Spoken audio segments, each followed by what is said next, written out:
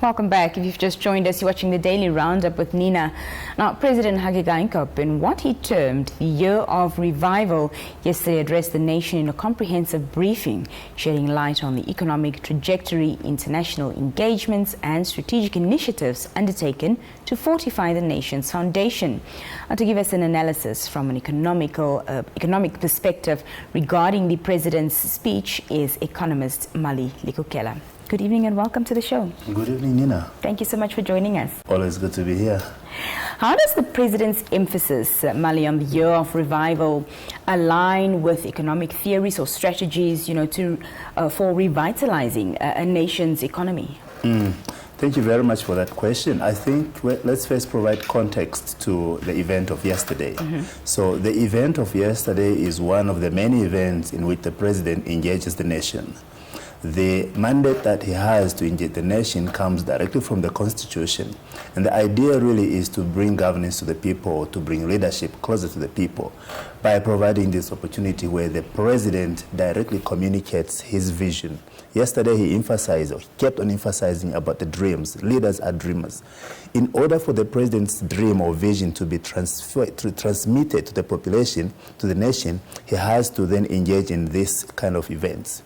Now, what is important is to frame this event in such a way that it resonates with the masses. Earlier this year, the President spoke about reviving the economy.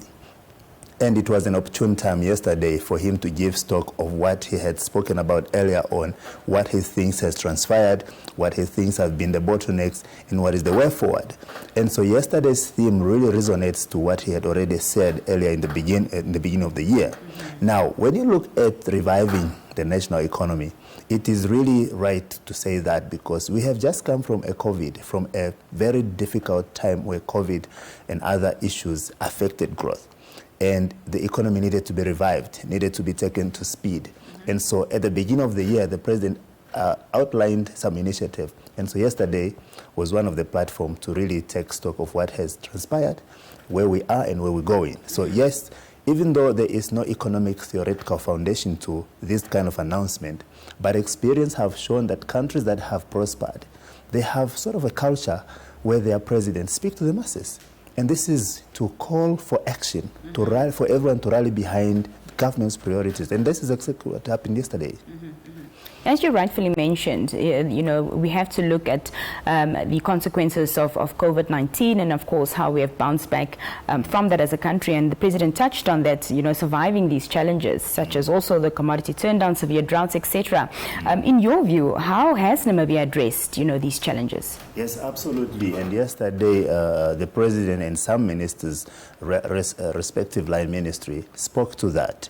So Namibia came out of the most difficult time from COVID, and the economy sort of stalled. It experienced a slowdown, mainly from COVID, the lockdowns and the measures that were taken, which had a negative impact on economic activities. In addition to that, there were geopolitical issues that just erupted where nobody was prepared for that. To make matters even worse, the climatic change have brought conditions that are not favorable, such as drought. Now, how did the economy survive that? How did the economy navigate that? Again, it's very important to understand that the success of the economy's navigation of crises such as this depends on the leadership. And earlier on, and even the year before, the President have charted a vision on how he thinks it would be the best way to navigate this. Now, when you look at the most recent statistics, it points to the fact that the economy is well in a positive trajectory, meaning to say that there is some growth, some expansion in some key sectors of the economy. But when you look at those sectors of the economy that are directly linked to these three issues, you can still see that the economy is still struggling to take a shape. For example, the agriculture sector is one of the sectors that did not perform so well in the second quarter, registering quarterly GDP of more than 30% negative. That is directly the result of the drought. Now, these kind of things like drought, there is really nothing domestic or internally in your equation that you can do to take away drought. You can only prepare for it, mitigate for it, and adapt to it. Now, depending on your capacity, now the President have already charted a vision on how the country or the economy should navigate that. However, the impact was so severe that we are still struggling to get out of that. When you look at construction sector, we are still recovering from the impact of the global lockdown of COVID. So the construction sector is still one of the sectors that is still being battered down by the effect of COVID. And so you can already link this effect that Namibia is still struggling to get out of this. And when you look at things like COVID, geopolitical issue, the logistical bottleneck that are created by this geopolitical issue is still hammering on the economy. Yeah. But over and above, although the economy have navigated most of this, there is still room for improvement, because once the dust have settled down, the vision that was set, the vision that was charted, I think it can come in and take the economy way up. So it resonates well with the revival, although we haven't really revived the economy, but we have set the stage for more improved growth. Yeah. The president also goes on and discusses, the oil discoveries and the exciting prospects around that. What economic factors and considerations come into play when a country explores and utilizes its natural resources? Absolutely. I think the nation have got more reason to be excited and be happy about these discoveries, because in a nutshell, such discoveries is an indication that the country is on the right track for prosperity. However, two words comes to mind, and this is based on experience worldwide. There is what is called resource scarce, and there's what is called the Dutch disease. The resource scarce is a situation where the economy becomes entirely dependent on one natural resource, like oil. What this means is that all other resources becomes underdeveloped. Now, when you depend entirely on one sector or one resource, which is prone to international factors of which you don't have control over it, you become vulnerable. And experience have shown that countries that are resource rich, that are suffering from resource scarce, are failing to develop because of the vulnerability. The other aspect is the Dutch disease, where the revenue to your government's coffer is entirely coming from the export revenue of this resource. You become entirely dependent to that. Now, the danger with that is, because now government has found this source, they become less encouraged to invest in human resources. That means they don't support human resource sectors such as education, health, and what happens is then it becomes a problem for the government that is dependent on these resources to control the explorers, to control the companies that own these rights to do what they're supposed to do. So instead, government tend to listen to these companies instead of the current situation of the people. We have seen this happening in various countries whose resources were promising to be a blessing. But I am not saying that Namibia will go this route. What I'm saying is, if Namibia does not put its house in order, what does that mean? That means have proper laws and policies to control these new industries, capacitate, build capacity, train its people, open up conducive environment for local ownership, for local processing. That way, Namibia can prevent these resource cases and Dutch diseases. And all of this excitement can then become a reality, and that will be good for Namibia. And it resonates with Vision 2030, when Namibia becomes a prosperous and industrial nation. Of course. Regarding the President's international engagements, Mally, especially in strengthening bilateral relations and participating in global forums, how can these interactions, influence Namibia's economic outlook and opportunities? Yes, absolutely. Namibia, like the President and all the ministers kept on saying yesterday, Namibia is a child of international solidarity, meaning to say that Namibia would not have been where it is if it wasn't for the international community. And therefore, the current government takes it very serious to be engaged with international initiatives, international engagements. And so the challenge that I see where most of us are trying to understand this at the later stage is that we expect immediate result from this type of trips. Whereas this kind of trips, the result comes only after some time. And so when we look at the S&T that the President has spent this year, we want to equate it to the investment that he has brought. It doesn't work like that. But what it means is that the president goes there to sow a seed which might germinate 4 or 5 years from now. So in terms of really aligning Namibia to the latest, to current issues, it is important that Namibia is represented there. Maybe a question can come up to say, can somebody else go there instead of the president? Yes, but it depends on the nature of the event. We have seen other countries like Tanzania, the late president, he had been sending his foreign affairs minister and key ministers. It worked. But in other countries, we have seen the president himself leading delegation to add the voice to the national's position. So it's quite a complex issue, but must be put in context to say that these are long-term benefits that can come from this. The mention, of course, of green hydrogen initiatives such as the green energy transition and discussion on green hydrogen suggests a focus on, sustainable development.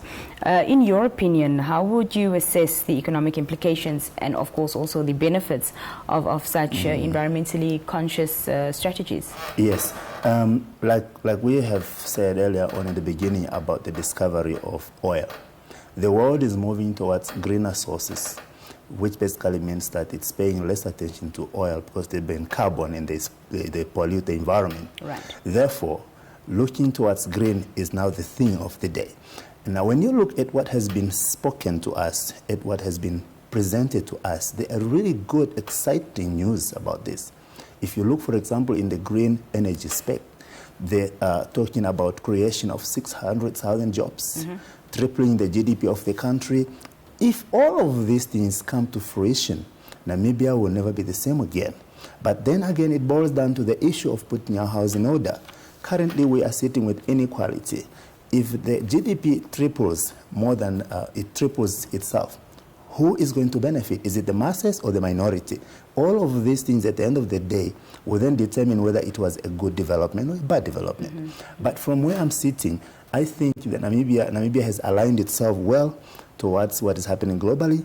And if all of these aspirations were to become true, definitely Namibia will be a mecca of clean energy. And already we are positioned well ahead of many other countries because we have abundance of these resources, which is something that we should be excited about. But again, we must be cautious of the fact that we still have a lot of work to do in terms of putting our house in order, Nina. Yeah. The President notes the importance of cooperation with organizations such as the United Nations and the EU, Mali. From an economic standpoint, how do such collaborations contribute to a nation's economic resilience and growth? Yes, absolutely. You see, in international policy and international economics, it's all about collaboration. When a country is involved in economic integration, meaning joining these blocks such as EU, SADC, CMA, all of this, it tends to benefit. It will benefit in terms of opening up of trade. Namibia does not have a market. Our market is outside, so if we don't open, we might lose. Transfer of skills, transfer of technology, all of these things are things that can come with opening up. But we must be cautious to understand that Namibia must have a position because there are certain decisions that are taken. If Namibia's voice is not there, it might come and haunt us. And so being actively involved in these meetings, being actively involved in this initiative, puts Namibia on a better position where we can have a word or a say towards what is ultimately the end of all of this. Yeah. Just lastly, before I let you go, Mally, President Geingob will be participating in the COP28 global stocktake. What economic impact does Namibia's participation in initiatives such as, the Critical Raw Materials Club have? Yes. Very, very, very important. This summit, it's a watershed summit for the world and Namibia in particular, because, like I've said, the world is moving towards a greener economy, where we are saying all our economic activities should not continue to pollute the environment. And so COP28 summit is one of the summits where they are going to take stock of what has been achieved in terms of what has been agreed before. So when Namibia is going there, it is going there to present its position, to support its position, to garner support for its green aspiration. We are one of those countries that the world is looking at, but we don't have resources. By us participating here, we are saying, come, we are open, we need to be involved, but we don't have resources, this is what we can offer. And Namibia also has an opportunity to look at what could go wrong in terms of policy and commitment. Gone are the days where Africans were told this is what is good for you. Nowadays, our president, the head of state, is leading delegation to go there and hear from the horse's mouth. So what is important here is that we as a country, as an economy, we need to have structures that are ready to receive all the benefit that is coming from there. In this particular summit, the government is going to advance the position of finance, mitigation, adaptation, and capacity building. We are saying the current financing of the impact of global warming is not sufficient. We need more because we are not polluting. The developed countries are polluting. So they need to pay for the damage they have. Look, in the past few years, we have seen droughts that are unprecedented, wildfires, floods. All of these things is a result of global warming, where most African countries have nothing to do with, but the industrial countries. So the industrial countries have made a commitment to say, we are going to finance mitigation projects, adaptation projects. And so this summit is to go and say, this is what you have promised, where are we? Right. What's going to happen? What are we going to do? And where do we come in? Mally Likukela, thank you so much for joining us this evening. It was lovely having you with us, and thank you for your time. Always a pleasure to be here. When we come back, we continue with more conversations here on the Daily Roundup with Nina.